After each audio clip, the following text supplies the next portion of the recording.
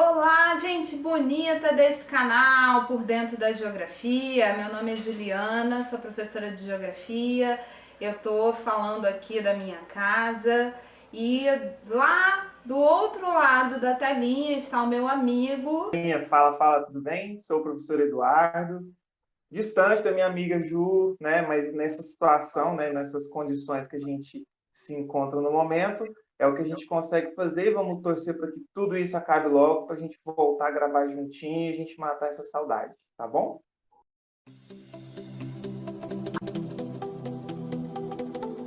Como o ser humano ele vai buscar sempre, né, o objetivo dele migrar, dele sair de um lugar e ir para outro, é sempre buscar uma melhor qualidade de vida, buscar melhorias. Se a gente analisa, Ju, por exemplo, todos os grupos, né, os agrupamentos humanos, desde a antiguidade, acho que até desde a pré-história, eles tentam se fixar em regiões que são próximas a cursos d'água, seja para consumo, né, seja para eles consumirem no seu dia a dia ou para locomoção, tá certo?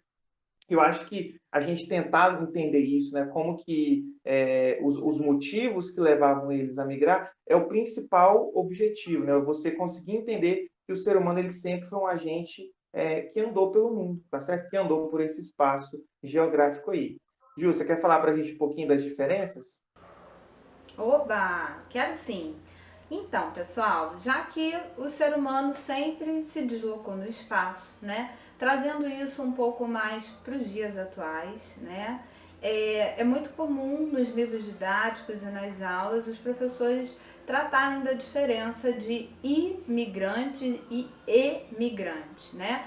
A palavra com i na frente, a palavra com o e na frente. Então, quem é o imigrante? O imigrante é aquele que chega no nosso país, né? Então, por exemplo, o Brasil recebeu uma grande leva de imigrantes, né? Século XIX, o Brasil já foi realmente considerado um local de oportunidades, né? E a Europa já teve seu período aí de problemas, recessão, pós-guerra, todas aquelas motivações que foram bem particulares, né? Então, imigrante é aquele que chega para viver no nosso país, tá bom? Emigrante com a letrinha E é quando eu ou você, né, saímos do Brasil e vamos então tentar a vida num outro país, num outro lugar. E aí a gente sempre se remete um pouco aos Estados Unidos. A gente tem sempre um grande número de pessoas, né, que fazem a emigração. Eles saem efetivamente do Brasil e migram para os Estados Unidos. Eles estão mudando de país. Então, toda vez que a gente sai do nosso país de origem e vai viver num outro país, nós estamos emigrando. E toda vez que nós recebemos pessoas de fora que vêm morar no Brasil ou em qualquer outro país, eles são considerados imigrantes.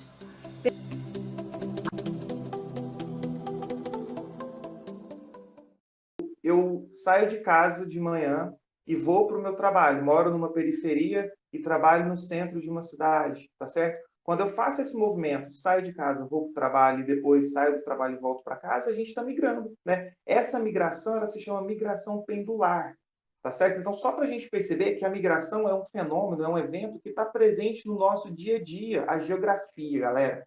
Tentem lembrar disso. A geografia é uma ciência da nossa, é a ciência da nossa vida, é a ciência do nosso dia a dia, tá certo? Então a gente consegue perceber esses exemplos no nosso cotidiano, tá bom? Ju, se locomover de um lugar para outro, se tudo é movimento populacional, tá certo? Tem diferença, será, de migração, de turismo e de refugiado? O que você acha?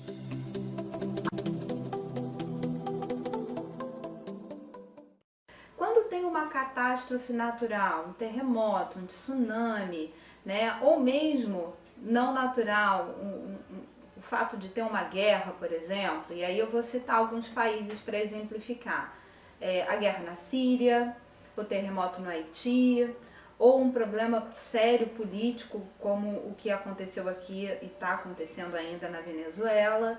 Então, as pessoas, na verdade, muitas das vezes elas saem desse local de origem porque ali se torna difícil a vida, né? Então, você imagina o que é viver num local onde está acontecendo uma guerra, por exemplo, ou num local que foi completamente destruído por um terremoto, ou por outra, um local que o país, enfim, está passando por uma crise econômica muito severa, falta emprego, falta renda, falta alimento.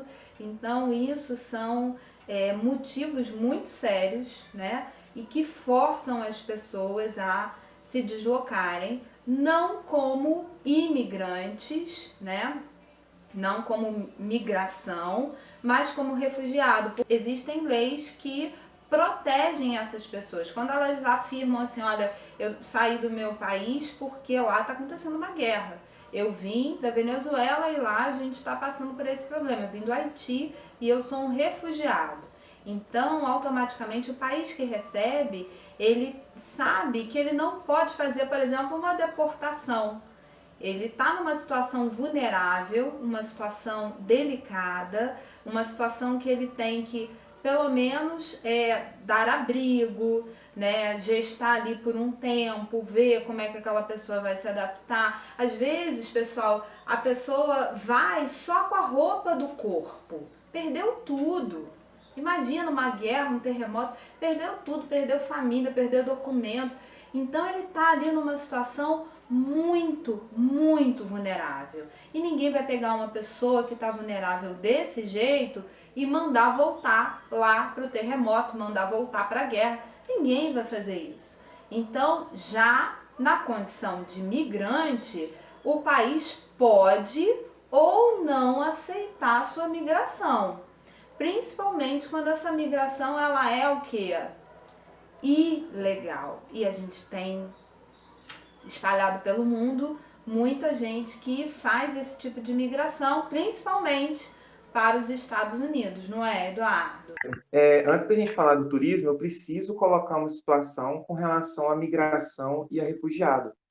Principalmente nesses últimos anos, né, que a gente vem percebendo essa questão da guerra da Síria, guerra no Afeganistão, a guerra do Iraque, que já acabou, mas a gente percebe que o rastro de destruição deixado lá foi muito grande. Então, países que vivem uma situação de conflito armamentício, né, conflito armado, muitas vezes você julga, né, a pessoa que sai de lá e vem para o seu país, você fala, tem imigrante aqui, tem refugiado aqui, isso está causando um prejuízo econômico, isso está causando um prejuízo social, cultural para o meu país. Então a gente tem que lembrar isso, galera. Muitas vezes o refugiado, muitas vezes não, ele não tem a opção, ele quer sair, ele quer manter a sua vida, né, a dos seus familiares. Então, para isso, ele se submete aí para qualquer outro lugar que não seja o lugar onde ele estava devido a essa situação. E a migração, muitas vezes, acontece em busca de uma melhor qualidade de vida. Então, é muito comum a gente ver a migração de forma ilegal, né? Principalmente brasileiros que vão para os Estados Unidos, para a Europa, recentemente alguns países da Ásia, e aí eles comentam, né? Falam para a gente do que eles passam por lá, as situações de humilhação, as situações de vergonha, e aí uma palavrinha, né, que a gente tem que lembrar, a xenofobia.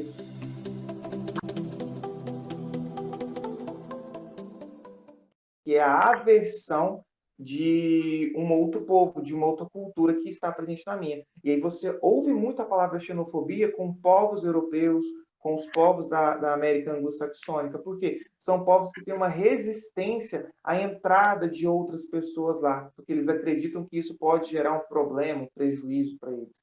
Vamos lembrar, todos os países que assinaram o Tratado de Genebra, o Acordo de Genebra, eles fizeram esse acordo para falar assim, olha, qualquer situação que haja necessidade de um determinado povo migrar não, de um determinado povo pedir asilo, né, pedir refúgio no nosso país, a gente vai aceitar. Então, a partir do momento que você faz parte de um acordo, de um combinado, você não pode voltar atrás depois. E quando a gente viu essa grande onda de refugiados sírios saindo dali da região do Oriente Médio, migrando, tentando se refugiar na Europa, a gente vê a Hungria, por exemplo, fechando as suas fronteiras.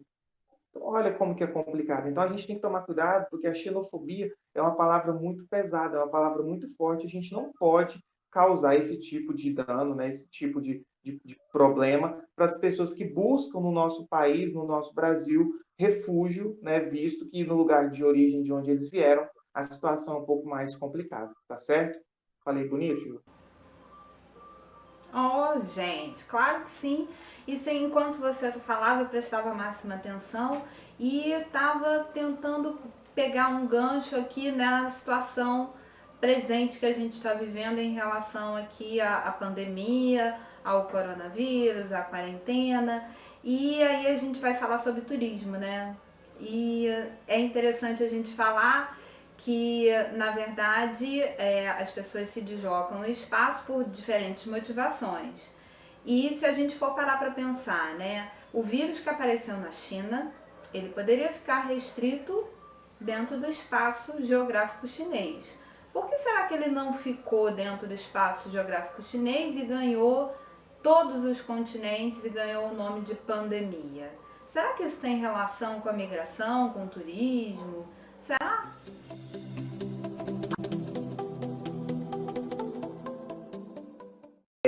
Quando a gente fala da globalização, automaticamente a gente fala na evolução dos meios de comunicação e principalmente dos meios de transporte.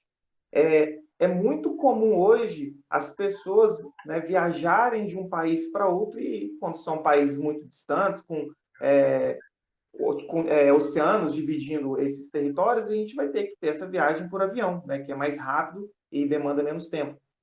Então, o turista é essa pessoa que vai para outro lugar, né, visitar um determinado outro lugar e não fica lá tanto tempo, né? Ele tem um tempo mais curto. Então, por exemplo, você vai passar as férias com a sua família lá em Porto de Galinhas. Fizeram um pacote de viagens, vão ficar lá 10 dias aproveitando. Isso é o turismo. Você vai para lá, um lugar que não é seu, você vai para esse lugar, fica lá um determinado tempo, depois retorna. Só que o turismo ele também entra como uma categoria de setor econômico, né? Porque ele gera recursos, ele gera dinheiro para aquele lugar. Então, o turismo ele não é simplesmente o ato de você ir e voltar, né? Você está consumindo, você está deixando ali algumas reservas de dinheiro. E outra coisa, você pode ser turista por lazer, você pode estar sendo turista para trabalho, né? Muitas vezes a pessoa vai para um outro lugar para proferir uma palestra, para desenvolver uma pesquisa, isso tudo também, como ele tem um tempo determinado para ir, né, e depois voltar, isso vai se categorizar como turismo, né? E aí, pegando a deixa que a Ju falou, o vírus, né, do coronavírus, né, a doença da Covid-19, vem se alastrando em uma rapidez, principalmente por conta dessa situação de turismo. As pessoas que estiveram ali em contato na China e depois começaram a voltar para os seus países de origem, iniciou o processo de disseminação da doença. Por isso que o isolamento social é tão importante para a gente tentar ao máximo diminuir a transmissão desse vírus. Não é isso, Ju? Perfeito, meu amigo, é exatamente isso. Por isso que estamos aqui separados, cada um na sua casa, gravando essa videoaula para você. E eu espero que essa videoaula tenha ajudado a esclarecer as diferenças entre migrantes e imigrantes, entre refugiados, turistas, né? E se você tem mais alguma dúvida, alguma coisa que a gente não falou, mas que você gostaria de saber um pouco mais, deixe o seu comentário, que isso pode estar sendo bem aproveitado para um próximo vídeo. Certo, Eduardo? É com você. A gente está muito feliz, tá bom? E a gente aguarda o comentário, vocês curtirem o nosso vídeo, tá certo? Divulguem esse videozinho para que a gente possa atingir o máximo de pessoas possível, tá bom? Muito obrigado, galerinha. Isso aí. Deixa o seu like aí pra gente. Fala, Ju. Aqui, lá na nossa página, no nosso vídeo. Um beijo enorme, gente.